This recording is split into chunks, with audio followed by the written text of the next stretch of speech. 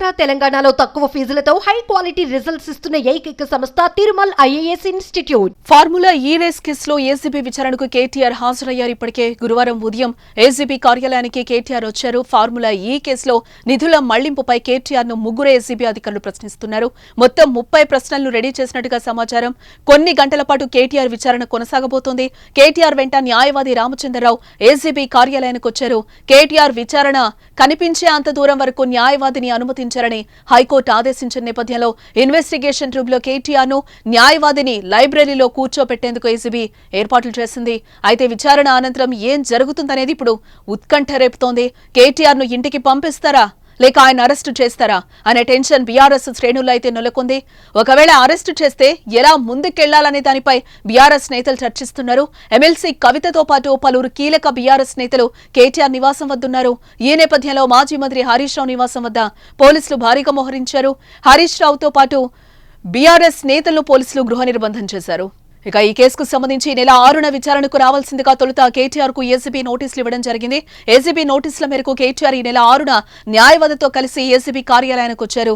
న్యాయవాదితో కలిసి విచారణకు వచ్చేందుకు ఏసీబీ అధికారులు నిరాకరించారు. చాలాసేపు కేటీఆర్ ఏసీబీ కార్యాలయం బయటే ఉన్నారు.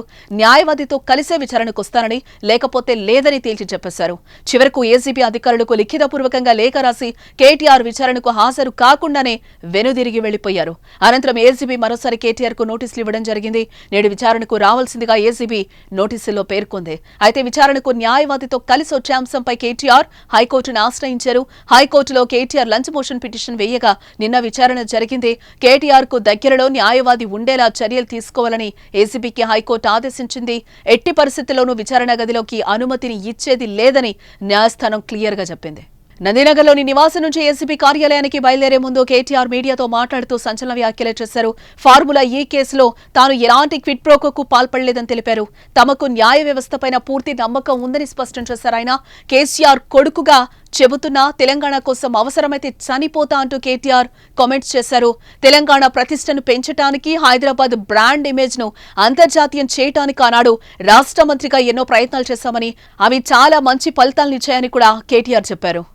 ఆ సాగు తెలివితేటలు ఆ అవినీతి తెలివితేటలు వాళ్ళకే ఉన్నాయి.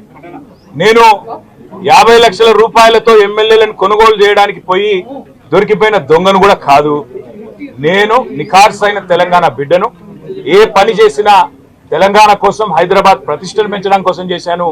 6 పైసా అవినీతి కూడా నేను చేయలేదు, చేయబోను. సరే, ఇవాళ ఈ కొంచెం ఉర్రకుండా ఆగలుగుతారా? ఇవాళ కొంతమంది అర్థమయ్యి కాని వాళ్ళు, తెలిసి తెలియని వాళ్ళు ఏదో కొంత బురద జల్లి తాత్కాలికంగా మీడియా మేనేజ్మెంట్ ద్వారా రాజకీయ పబ్బం గడుపుకోవాలనుకునే కాంగ్రెస్ వాళ్ళకి నేను చెప్పేది ఒకటే, నిజం నిలకడ మీద తెలుస్తుంది. నిఖార్సైన తెలంగాణ బిడ్డగా కేసీఆర్ గారి రక్తం పంచుకొని పుట్టిన కేసీఆర్ కొడుకుగా చెప్తా ఉన్నా, తెలంగాణ కోసం అవసరమైతే చస్తాను తప్ప ఎట్టి పరిస్థితుల్లో ఇట్లాంటి లుచ్చగాళ్ల ముందు మాత్రం తల వంచను.